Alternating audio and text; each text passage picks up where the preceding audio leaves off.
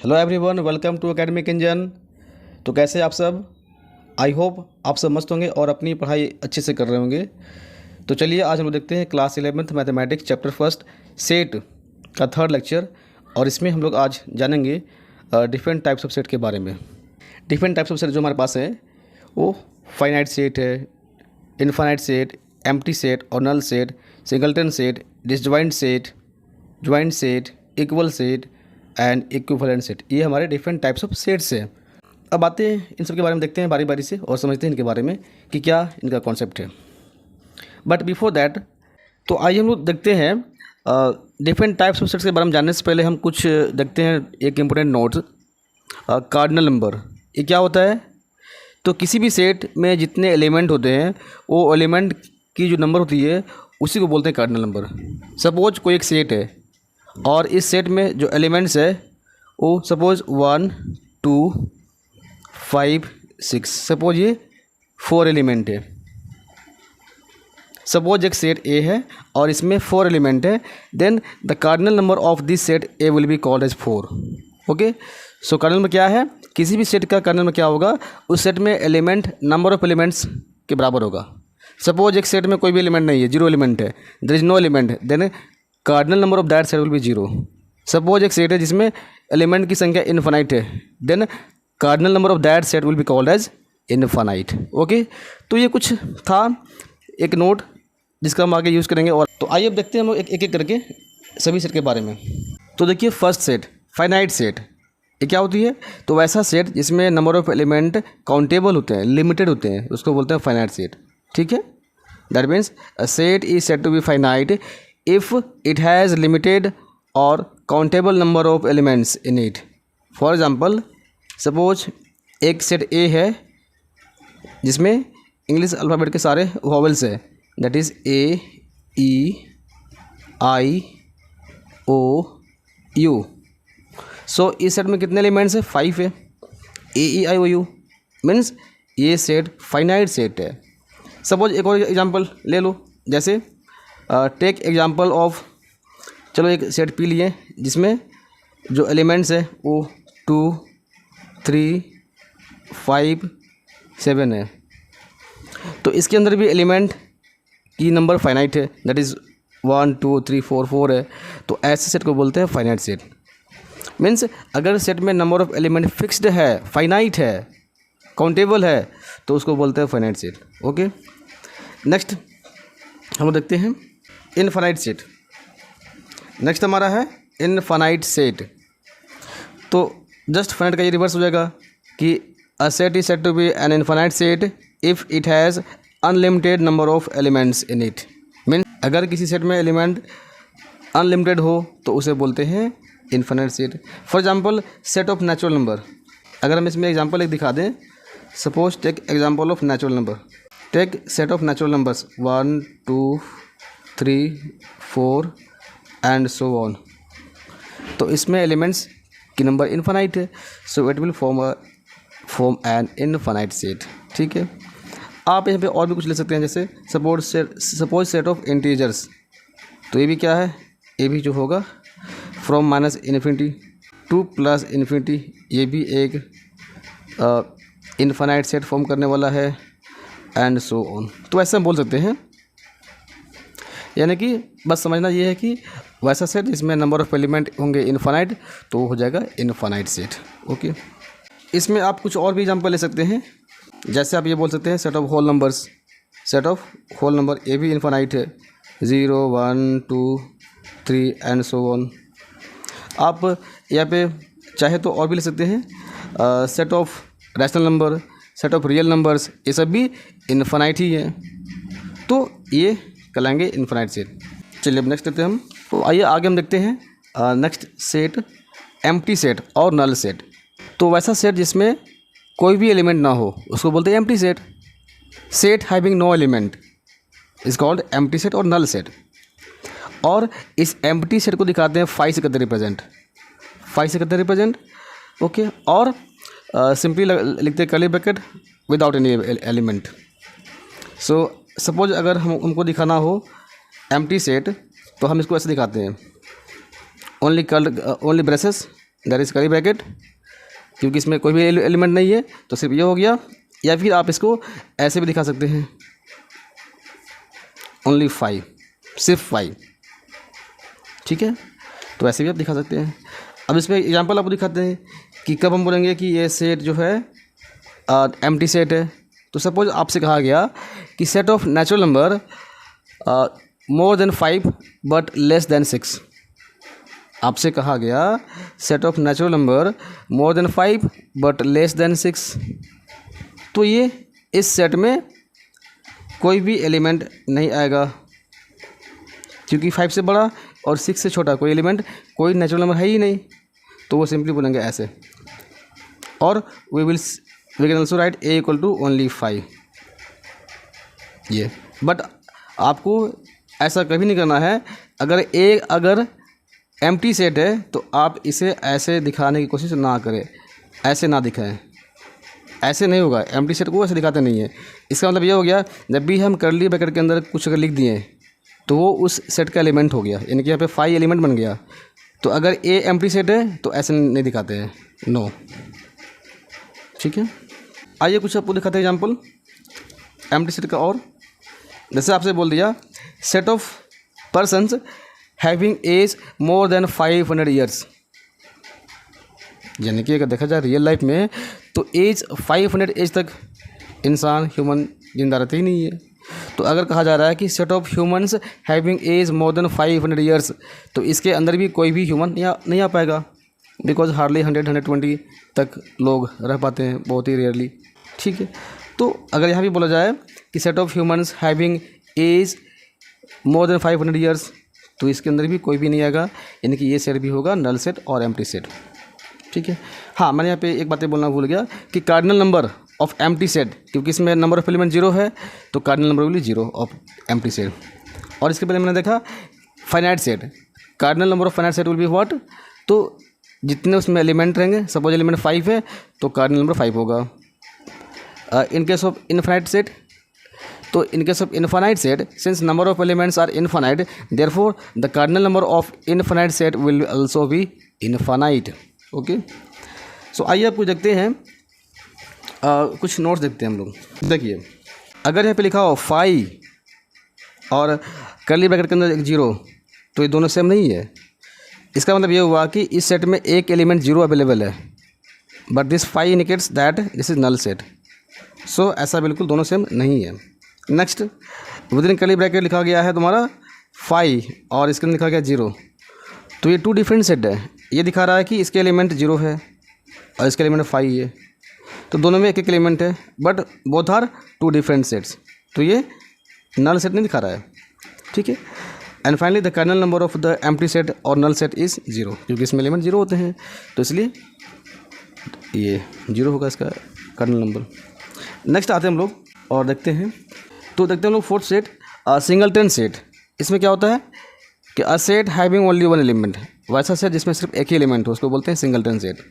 Suppose एक बोला गया एक सेट ए है जिसमें सिर्फ एक एलिमेंट है, दैट इज़ सपोज 2, एक ही एलिमेंट है, तो this will be called as a singleton set, okay. एक और एग्जांपल, सपोज एक बी कोई सेट है जिसमें कहा जा रहा है कि set of natural number more than 5 but less than 7। कहा जा रहा है ये कि बी एक सेट है जिसमें बी एक सेट है नेचुरल नंबर्स का जो 5 से बड़ा है बट 7 से लेस है, तो इसमें सिर्फ 6 आ पाएगा। सो ये दोनों होंगे सिंगलटन सेट, और सिंगलटन सेट की कार्डिनल नंबर 1 होगा, क्योंकि इसमें सिंगल एलिमेंट है, एलिमेंट 1 ही है, तो इसलिए कार्डिनल नंबर इसका 1 होगा। आइए अब आगे देखते हैं हम लोग डिसजॉइंट सेट। देखते हैं डिसजॉइंट सेट, तो इसके नाम से क्लियर है, डिसजॉइंट यानी कि वैसे 2 सेट जिसमें कोई भी एलिमेंट कॉमन नहीं हो उसको बोलते हैं डिसजॉइंट सेट।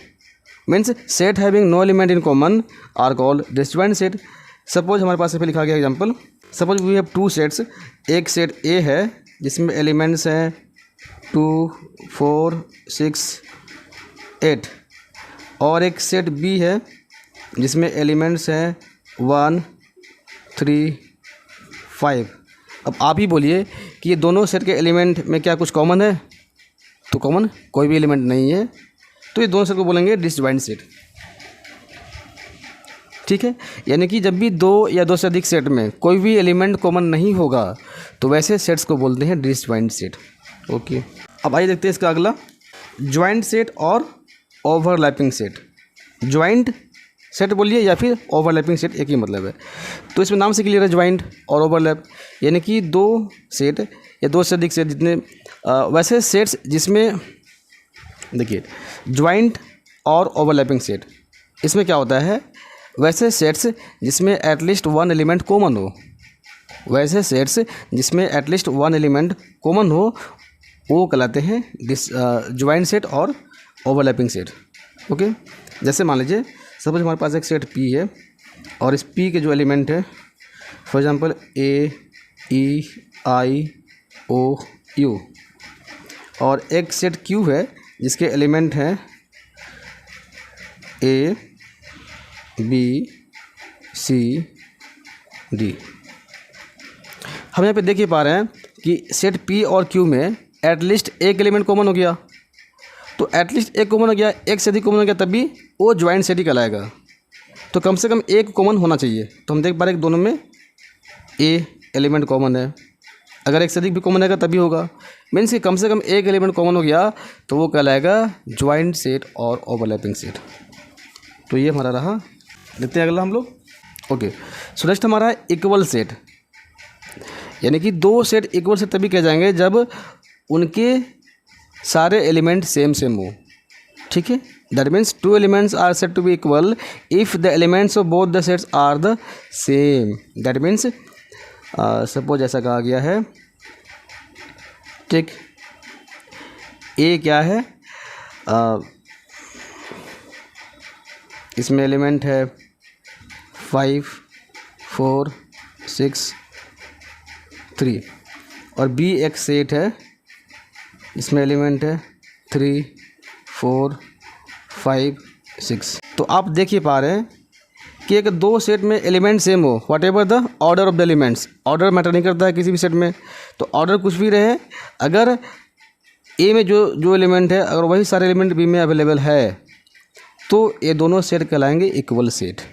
ठीक है, आप कुछ और एग्जाम्पल दे सकते हैं, जैसे एक वर्ड है अर्थ, EARTH, और एक वर्ड है हर्ट, HEART। कहा गया कि एक सेट P एक सेट है, set of letters present in the word earth, तो क्या होगा, EARTH।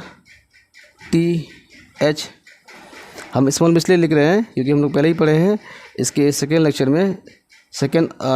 लेक्चर में कि अगर किसी सेट में अल्फ़ाबेट्स आ रहा है तो सेट के एलिमेंट्स को दिखाते हैं स्मॉल लेटर से, और किसी भी सेट का नेम हमेशा लेते हैं कैपिटल लेटर से। इसलिए अगर ये अर्थ है तो इसके जो एलिमेंट्स जो हैं वो EARTH होगा। अब एक और मान लो कि सेट P है, Q है, सेट Q है जो हर्ट के अल्फ़ाबेट्स इसमें हैं, तो यहाँ में क्या होगा, HEART। तो हम ये देख पा रहे हैं कि अर्थ और हर्ट दोनों वर्ड के लेटर से अगर सेट जो हम फॉर्म कर रहे हैं सेट P एंड Q, तो दोनों में देख पा रहे हैं कि दोनों में E दोनों में है, A दोनों में है, R दोनों में है, T दोनों में है और H दोनों में है। इन दैट केस हम ये बोल सकते हैं कि ये P एंड Q सेट भी इक्वल सेट है। दैट इज़ हम ये बोलेंगे P इक्वल टू Q और यहाँ बोलेंगे A इक्वल टू B। ठीक है, ये बातें बोल सकते हैं। नेक्स्ट हम आते हैं इक्विवेलेंट सेट। ठीक है, ये क्या होता है, तो वैसे दो सेट जिनमें एलिमेंट्स अलग अलग हो बट नंबर ऑफ एलिमेंट्स दोनों में सेम हो। मैंने क्या बोला, वैसे दो सेट जिनमें एलिमेंट्स अलग अलग हो but total number of elements in each set are same. That means suppose हमने क्या लिया, सपोज हमने एक एग्जांपल लिया, take set A equal to 1, 2, 3, 4 and set B equal to take A, B, C, D। तो हम ये देख पा रहे हैं कि number of element in set A that is NA, ये कितना है, 4 है, एन बी, यानी कि number of element in set B कितना है, ए बी 4 है। तो अगर दो सेट के एलिमेंट्स अलग अलग हों बट दोनों के नंबर सेम हो, मतलब इसको हम ऐसे भी बोल सकते हैं कि अगर दो सेट के कार्डिनल नंबर सेम हो तो वैसे सेट्स को बोलते हैं equivalent set. Means we can say that here कि set A and B are equivalent. ये वह दिखाने का तरीका, इसको दिखाते हैं set A and B are equivalent set. अब आइए हम कुछ एग्जांपल से दिखाते हैं आपको। तो कुछ एग्जांपल लेते हैं।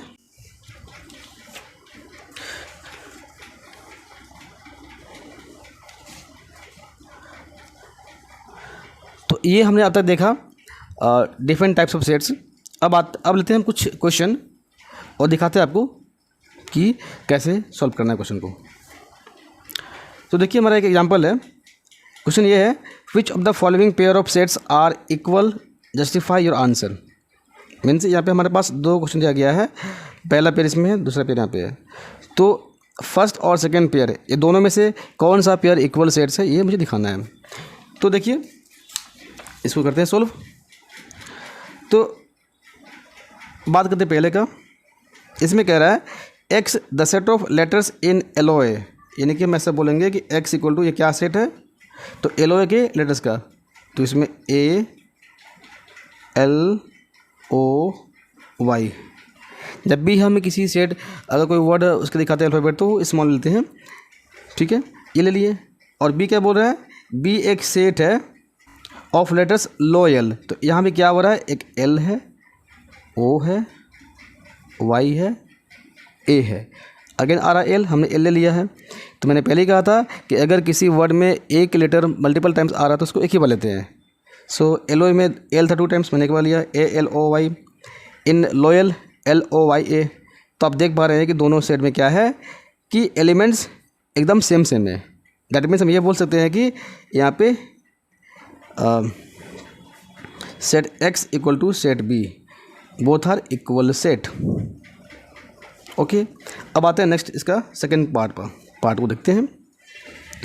तो इसमें कहा है कि ए इक्वल क्या होगा, इसने कहा है कि n such that n belongs to Z and n square less than equal to 4। Means n belong कर रहा है इंटीजर से और n square less than equal to 4 हो रहा है। इसका मतलब आप ये देख सकते हैं कि -2 का स्क्वायर भी 4 होगा, -1 का स्क्वायर 1 होगा, 0 का स्क्वायर 0 होगा, 1 का स्क्वायर 1 होगा, 2 का स्क्वायर 4 होगा। बाकी आगे हम लेंगे तो इससे क्रॉस कर जाएगा। तो मुझे देखना ये है कि इंटीजर्स वैसे इंटीजर्स लेंगे जिनका स्क्वायर 4 या इससे लेस होगा। तो मेरे पास ये -2, -1, 0, 1, 2 ही आ सकते हैं, इसके अलावा कोई और नंबर नहीं आएगा। तो ये रहे एक्स के सेट ए के एलिमेंट। अब देखते हैं सेट बी। सेट बी में क्या कर रहा है ये, तो ये यहाँ पे एक मेंशन इक्वेशन कि X such that X belongs to real number and this. तो पहले हम क्या करेंगे कि इस इक्वेशन को सॉल्व करेंगे। क्या लिखा हुआ है, एक्स स्क्वायर -3x + 2 = 0। अब यहाँ पे क्या है कि अब ऐसे क्वाड्रेटिक इक्वेशन आप लोग क्लास 9 से सॉल्व करते आ रहे हैं, तो यहाँ पे मुझे कुछ खास एक्सप्लेन करने की ज़रूरत है नहीं। सो आप देख लीजिए मैं इसको कैसे करूँगा सॉल्व।